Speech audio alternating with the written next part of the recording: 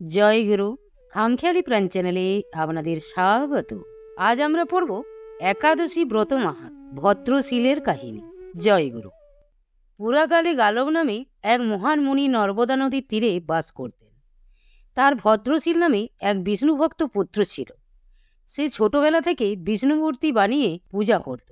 বালক হয়েও লোককে বিষ্ণু পূজার উপদেশ ও একাদশী পালন করতে নির্দেশ দিত, নিজেও পালন করত। পিতা একদিন জিজ্ঞাসা করেন, আচ্ছা ভদ্রশীল, তুমি অতি ভাগ্যবান। তুমি বলো তো, রোজ শ্রীহরির পূজা করা, একাদশী তিথি পালন করা, এরূপ ভক্তি কিভাবে তোমার উদয় হলো? উত্তরে ভদ্রশীল বলতে লাগলো, বাবা, আমি পূর্বজন্মের কথা ভুলিনি। আগের জন্মে জমপুরীতে গিয়েছিলাম। সেখানে যমরাজ আমাকে এ বিষয়ে উপদেশ করেছিলেন। পিতা অত্যন্ত বিস্মিত হয়ে বললেন, ভদ্রশীল, তুমি পূর্বে কে ছিলে? যমরাজ তোমাকে কি বলেছিল? সব কিছুই আমাকে বলো। ভদ্রশীল বলল, বাবা, আমি পূর্বে চন্দ্রবংশের এক রাজা ছিলাম। তখন আমার নাম ছিল ধর্মকীর্তি। ভগবান দত্তাত্রেয় আমার গুরু ছিলেন। ৯,০০০ বছর আমি পৃথিবী শাসন করেছিলাম, বহু ধর্মকর্ম করেছিলাম।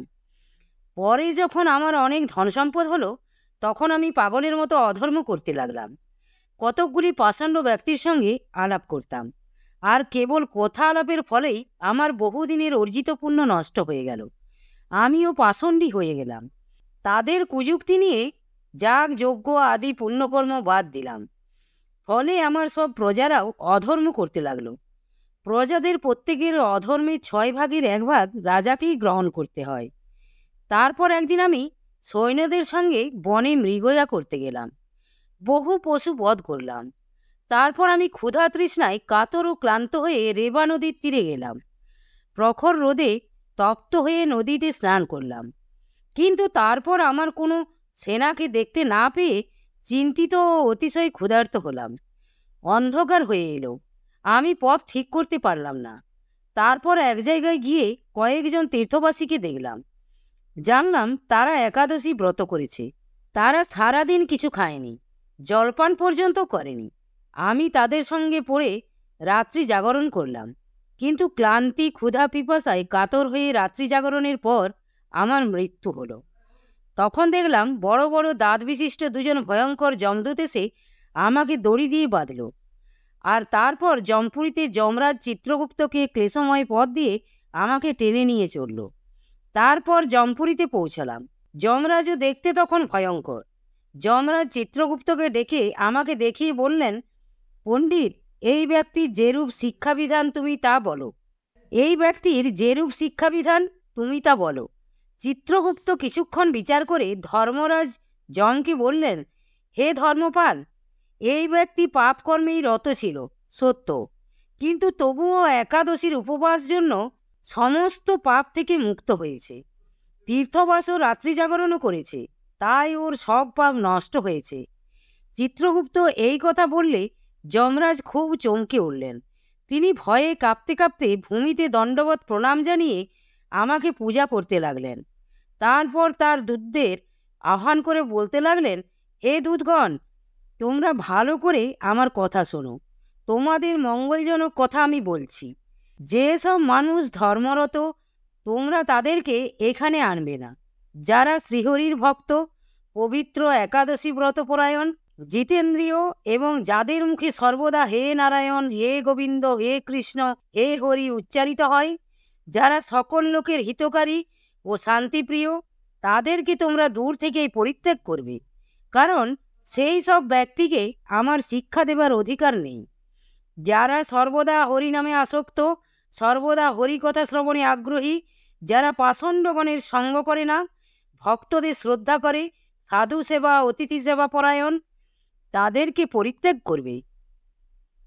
হে দূতগণ, তোমরা শুধু তাদেরকেই আমার কাছে ধরে আনবে, যারা উগ্র স্বভাব, ভক্তদের অনিষ্ট করে, লোকদের সঙ্গে কলহ বাধায়, একাদশী ব্রত পালনে একান্ত পরাণমুখ, পরনিন্দু, ব্রাহ্মণের ধনে লোভ পরতন্ত্র, হরিভক্তি বিমুখ, যারা ভগবত বিগ্রহ দেখে শ্রদ্ধাবোধ হয় না, মন্দির দর্শনে যাদের আগ্রহ নেই, অন্যের অপবাদ করে বেড়ায়, তাদের সবাইকে বেঁধে এখানে নিয়ে আসবে।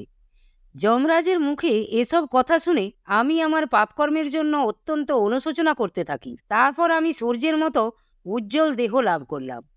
একটি দিব্য বিমানে চড়িয়ে আমাকে যমরাজ দিব্যলোকে পাঠিয়ে দিলেন।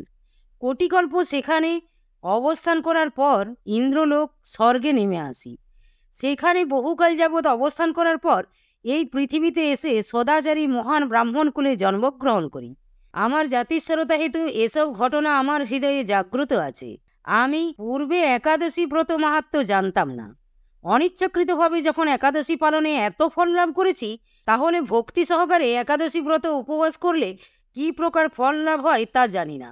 তাই বৈকুণ্ঠ ধামে ফিরে যাওয়ার ইচ্ছায় আমি পবিত্র একাদশী ব্রত ও প্রতিদিন বিষ্ণু পূজা করব এবং অন্যদেরও এসব পালন করতে উৎসাহী করব। পুত্রের কথা শুনে গালব মুনি অতি সন্তুষ্ট হয়ে ভাবলেন, আমার বংশে এই পরম বিষ্ণু ভক্তের জন্ম হয়েছে, তাই আমার জন্ম সফল, আমার বংশ পবিত্র হল। কটিরথ ও সুপ্রজ্ঞার কাহিনী।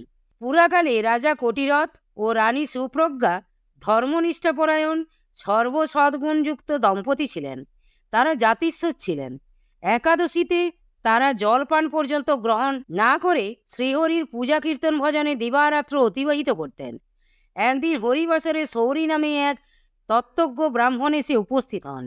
রাজা শ্রদ্ধাপূর্বক তাকে আসনে বসালেন। রাজদম্পতি সহ বহু ব্রতীকে দেখে অত্যন্ত খুশি হয়ে ব্রাহ্মণ প্রশ্ন করলেন, হে রাজন, আপনারা উভয়ই ধন্য। আপনাদের মতো বৈষ্ণব এই জগতে দুর্লভ। আপনাদের এরকম বুদ্ধি কিভাবে হলো? রানী সুপ্রজ্ঞা বললেন, আমরা পূর্বজন্মে মহাপাতকী ছিলাম, কিন্তু একাদশীর প্রভাবে যমদণ্ড থেকে মুক্ত হয়েছি। সেই স্মৃতি প্রভাবে শ্রীহরির অক্ষয় ধাম লাভের জন্য একাদশী ব্রত অনুষ্ঠান করছি। ব্রাহ্মণ বললেন, যদি আপনার পূর্বজীবনের কথা স্মরণ করতে পারেন তবে কৃপা করে আমাকে বিস্তৃত বলুন।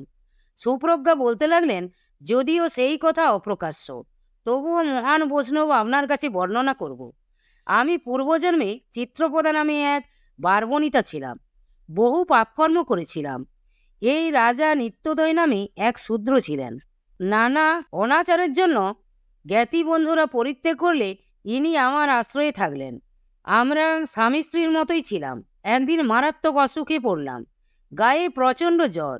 পীড়ায় কাতর হয়ে দিনরাত হে হরি, হে গোবিন্দ, হে নারায়ণ, আমাকে রক্ষা করুন বলে কাঁদতে লাগলাম। রাত্রে ঘিয়ের প্রদীপ জ্বালিয়ে জেগেই থাকলাম। সারাদিন কোনো কিছু আহার করিনি, জলও নয়। আমার এরূপ অবস্থা দেখে ইনিও আহার পান না করে না ঘুমিয়ে আমার কাছে বসে শ্রীহরিকে ডাকতে লাগলেন। পরদিন সূর্যোদয়কালে আমার মৃত্যু হয়। ইনিও অত্যন্ত কাতর হয়ে দেহত্যাগ করলেন। তারপর বিকট ভয়ঙ্কর যমদূতেরা এসে আমাদের খুব শক্ত করে বেঁধে দুর্গম পথে যমপুরীতে নিয়ে গেল। সেখানে যমরাজ আমাদের পাপ পুণ্যের বৃত্তান্ত জানতে চিত্রগুপ্তকে নির্দেশ দিলেন। চিত্রগুপ্ত বললেন, এরা অত্যন্ত পাপী হলেও একাদশীর উপবাস একদিন করেছে, তাই সর্বপাপ থেকে মুক্ত হয়েছে। একাদশী ব্রত সম্পর্কে কিছুই না জেনেও আমরা নির্জলা উপবাস থেকে রাত্রি জাগরণ এবং শ্রীহরির নাম করেই দ্বাদশীতে দেহত্যাগ করেছিলাম। সেটাই ছিল আমাদের জীবনের পরম সৌভাগ্য। তখন শুনলাম আমাদের ভগবদ্ধামে গতি হবে। চিত্রগুপ্তের কথা শুনেই যমরাজ তৎক্ষণাৎ নানা সুগন্ধি পুষ্প, চন্দন, বস্ত্র, অলঙ্কার, সুস্বাদু ভোজ্যদ্রব্য আমাদের প্রদান করে একটি রথের উপর বসালেন। বললেন, আপনারা বৈকুণ্ঠে গমন করুন। অপ্রত্যাশিতভাবে যমরাজের এরূপ আচরণ দেখে আমরা অত্যন্ত বিস্মিত হলাম। আমাদের তখন দেখতে ইচ্ছা হলো যে কিভাবে যমপুরীতে পাপীদের শাস্তি ভোগ করতে হচ্ছে। তখন আমাদের কৌতূহল দেখে যমরাজ রথে চড়িয়ে নরককুণ্ডের জীবদের দেখতে পাঠালেন। সেই সব ভয়ঙ্কর নরক আমরা দেখতে লাগলাম। ব্রাহ্মণ সৌরী তখন বললেন, আপনারা সেখানে পাপীদের যেসব দুর্দশা দেখলেন তা দয়া করে বলুন। সুপ্রজ্ঞা দুঃখিত চিত্তে বলতে লাগলেন, সেখানে বিশাল একটি দুর্গম অতি দুঃখপ্রদ রাস্তা রয়েছে। সেই রাস্তায় কোথাও জ্বলন্ত আগুন, কোথাও উত্তপ্ত কাদা, কোথাও অন্ধকূপ, কোথাও কাটাময় গাছ, কোথাও কঙ্কালের স্তূপ, কোথাও ভয়ঙ্কর জন্তুর গর্জন।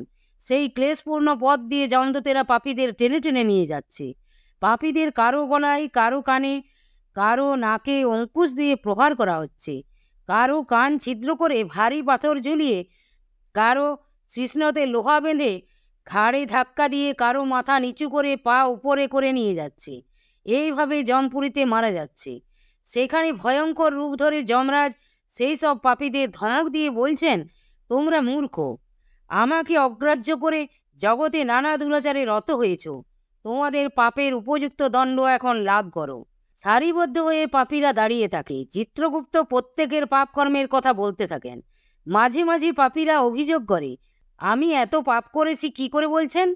তখন যমরাজের আহ্বানে চন্দ্র, সূর্য, অগ্নি, বায়ু, আকাশ, পৃথিবী, জল, তিথি, দিবা, রাত্রি, উষা, সন্ধ্যা, ধর্ম ইত্যাদি বহু সাক্ষী এসে পাপীদের পাপকর্মের কথা স্মরণ করিয়ে দেন।